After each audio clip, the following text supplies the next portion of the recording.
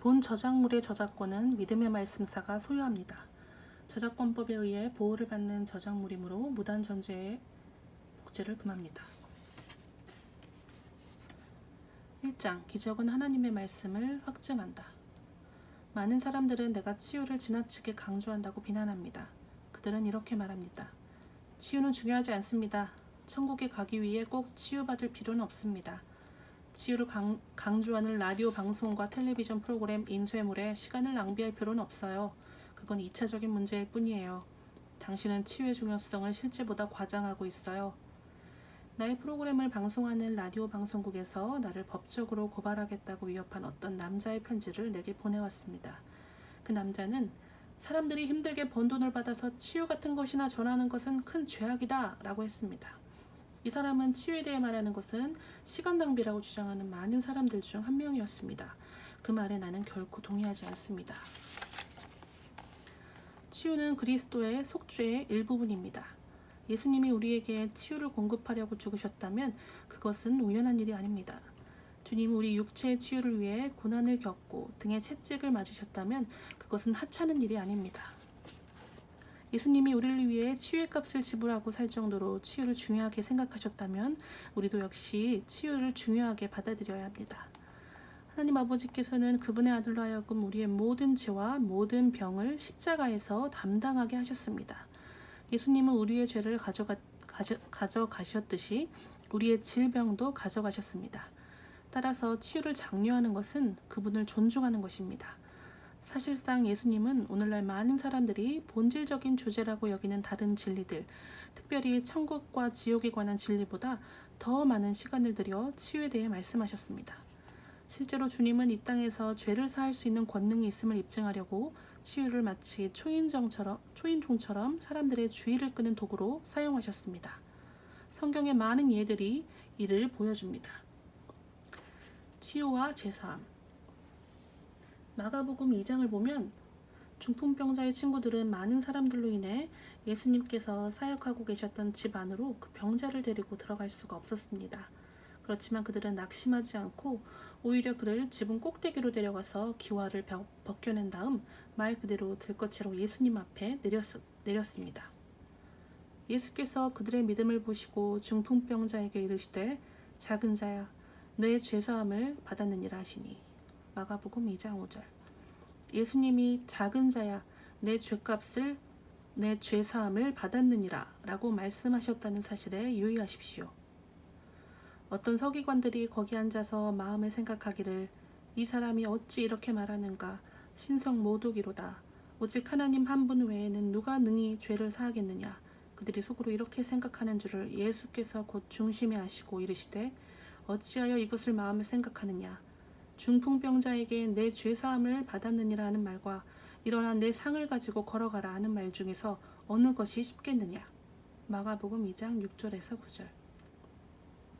예수님께서 보통 사람에 불과하셨다면 일어나 걸어가라 또는 내 죄사함을 받았느니라 라고 말씀하시기란 불가능했을 것입니다. 오직 하나님만이 죄를 사하실 수 있고 육체적 능력 가운데 있는 인간은 치유를 낳을 권능이 없기 때문입니다. 하지만 예수님은 완전한 하나님이시자 완전한 사람이시기 때문에 실제로 이 두 가지, 즉 치유와 죄사함을 말하고 제공할 수 있었습니다. 내 죄사함을 받았느니라 라고 말하는 것이 더 쉽습니다. 왜냐하면 당신은 죄를 볼 수 없기 때문입니다. 그러므로 죄가 용서되어서 처리되었는지 아닌지를 알아볼 수가 없습니다. 누군가 당신에게 너는 그렇게 할 수 없어 라고 도전한다면 당신은 증명해봐 라고 응수할 수 있을 것입니다. 입증.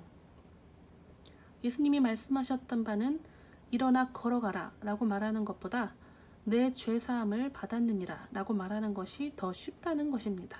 그 이유는 그들이 예수님에게 이런 선언을 할 수 있는 권능이 있는지를 실제로 이 사람이 일어나 걸어가는지의 여부로 즉시 알아보았을 것이기 때문입니다. 즉각적으로 그분의 말이 역사하는지 아닌지에 대한 물리적인 증거가 있었을 것입니다.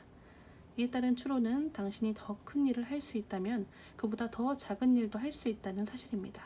다시 말해 당신이 5m를 뛸 수 있다면 50cm도 뛸 수 있다는 말입니다. 사람들은 어떻게 반응해야 할지 모른 채 침묵하며 서 있었습니다. 그러자 예수님은 계속해서 다음과 같이 말씀하셨습니다. 그러나 인자가 땅에서 죄를 사하는 권세가 있는 줄 너희로 알게 하려 하노라 하시고, 중풍병자에게 말씀하시되 내가 내게 이르노니 일어나 내 상을 가지고 집으로 가라 하시니, 그가 일어나 곧 상을 가지고 모든 사람 앞에서 나가거늘 그들이 다 놀라 하나님께 영광을 돌리며 이르되 우리가 이런 일을 도무지 보지 못하였다 하더라. 마가복음 2장 10절에서 12절. 예수님은 자신이 이 땅에서 죄를 용서할 수 있는 권능 또한 가지고 있다는 사실을 사람들에게 알리기 위해서 이 사람을 치유하신 것이라고 분명히 밝히셨습니다. 주님은 그분 자신에게 보이지 않는 것들을 다룰 수 있는 권능이 있음을 입증하는 수단으로 치유를 사용하셨습니다. 주님의 물리적인 육체를 다룰 수 있어서 사람들의 육체적 필요와 정서적 필요를 충족시킬 수 있었다면 그들의 영적 필요도 다룰 수 있으셨을 것입니다. 예수님은 먼저 초인종과 같이 사람들의 주의를 끄는 도구로 치유를 사용하시고, 그런 다음 그들에게 진리를 말씀하셨습니다. 오직 말로만? 예수님은 그분이 행하신 기적이야말로 그분이 누구이신지를 입증하며 그분이 말한 바를 확증한다고 말씀하셨습니다. 내게는 요한의 증거보다 더 큰 증거가 있으니 아버지께서 내게 주사 이루게 하시는 역사, 곧 내가 하는 그 역사가 아버지께서 나를 보내신 것을 나를 위하여 증언하는 것이요. 요한복음 5장 36절. 예수님께서는 침례 요한이 그분에 대해 했던 증언을 언급하셨지만 거기에만 기대지는 않으셨습니다. 그리스도께서는 기적을 행하심으로써 아버지께서 주신 확증에 따라 자신이 누구인지를 증명하셨습니다. 예수님께서 자신의 권세를 입증하기 위해 기적이라는 증거가 필요하셨다면 우리는 어떻게 그보다 덜한 것으로 증명할 수 있겠습니까? 예수님께서 그분의 말씀을 확증하기 위해 표적과 기적이 있어야 했다면 우리가 사람들을 설득하기 위해 오직 말씀만 사용할 수 있다고 생각하는 것은 교만의 극치입니다. 마땅한 방식. 어떤 사람들은 이렇게 말합니다. 이제 우리는 기적이 필요 없습니다. 우리에게는 하나님의 말씀이 있습니다. 하지만 그것은 성경이 가르치는 바가 아닙니다. 마가복음 16장은 예수님이 하늘로 다시 가시기 전에 제자들에게 마지막으로 하신 몇 가지 지시를 우리에게 계시합니다. 우리에게 온 세상으로 가서 복음을 전하라고 명하시고 나서 예수님께서 어떤 약속을 하셨는지 주목하십시오. 믿는 자들에게는 이런 표적이 따르리니 곧 그들이 내 이름으로 귀신을 쫓아내며 새 방언을 말하며 뱀을 집어올리며 무슨 독을 마실지라도 해를 받지 아니하며 병든 사람에게 손을 얹은 즉 나으니라 하시더라. 주 예수께서 말씀을 마치신 후에 하늘로 올려지사 하나님 우편에 앉으시니라. 제자들이 나가 두루 전파할세 주께서 함께 역사하사 그 따르는 표적으로 말씀을 확실히 증언하시니라. 마가복음 16장 17에서 20절. 다른 말로 하면 하나님께서는 제자들을 통해서 말씀하시는 분이 실제로는 예수님이심을 확증하기 위해 기적을 사용하셨다는 것입니다. 이 성경 구절은 또한 주님께서 따르는 표적으로 그분의 말씀을 참되게 전하고 가르치는 일을 확증하신다는 사실을 계시합니다. 이 사실에 근거해서 오늘 우리는 사역자가 자신을 통해 하나님의 기적적인 능력을 흘려보내지 못한다면 하나님께서 진정으로 그를 통해 말씀하고 계시는지에 대해 의심해 보아야 한다고 솔직히 말할 수 있습니다. 오해는 마십시오. 사역 가운데 치유가 나타나지 않는 사람은 하나님께 속한 자가 아니라고 말하려는 것이 아닙니다. 누구든지 기적을 행하지 않는 사람의 말은 신뢰하지 말라고 말하려는 것도 아닙니다. 당신은 사람들이 하나님의 말씀과 반대로 말하는 것을 항상 점검해야 합니다. 하지만 하나님의 시스템에서 볼 때 하나님의 말씀이 참으로 전파될 경우에는 따르는 표적과 기적이 있을 것입니다. 우리는 구원의 메시지가 부패하고 갈기갈기 조각난 시대에 살고 있습니다. 대부분의 교회들은 어떤 측면을 무시하고 오해합니다. 많은 사람들이 오직 죄사함만을 설교하고 있습니다. 하나님께서는 우리가 전하는 그분의 모든 말씀을 확증하시지만 우리가 영적이고 영원한 가치와 죄사함에 대한 말씀만 전한다면 우리는 그저 사람들이 거듭나는 사건만을 볼 수 있을 것입니다.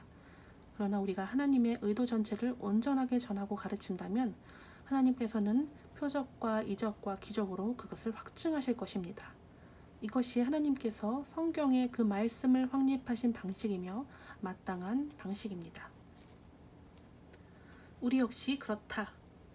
오늘날 하나님의 참된 사람이라고 해서 꼭 모두 기적을 보는 것은 아닙니다. 왜냐하면 그들이 하나님의 의도를 온전하게 전하고 있지 않기 때문입니다. 내가 대단히 존경하는 몇몇 분들은 그들이 가진 계시에 대해 신실하였습니다. 그들은 사람들이 거듭나고 변화되는 것을 보았습니다. 나는 그들이 참된 사역자가 아니라고 단정 지을 수 없습니다. 그러나 그들이 하나님의 의도를 온전하게 전하고 있지 않은 것만은 분명합니다. 하나님의 뜻은 그분의 의도가 온전하게 전파되는 것입니다. 만약 그것이 전해진다면 그분께서는 따르는 표적과 기적으로 그것을 확증하실 것입니다. 히브리서 2장 3절에서 4절은 다음과 같이 말씀합니다. 우리가 이같이 큰 구원을 등한히 여기면 어찌 그 보응을 피하리요. 이 구원은 처음에 주로 말씀하신 바요 들은 자들이 우리에게 확증한 바니 하나님도 표적들과 기사들과 여러 가지 능력과 및 자기의 뜻을 따라 성령이 나누어 주신 것으로서 그들과 함께 증언하셨느니라. 이 구절에서 말하는 바는 예수님이 전하신 말씀을 하나님께서 기적으로 확증하셨다는 말입니다.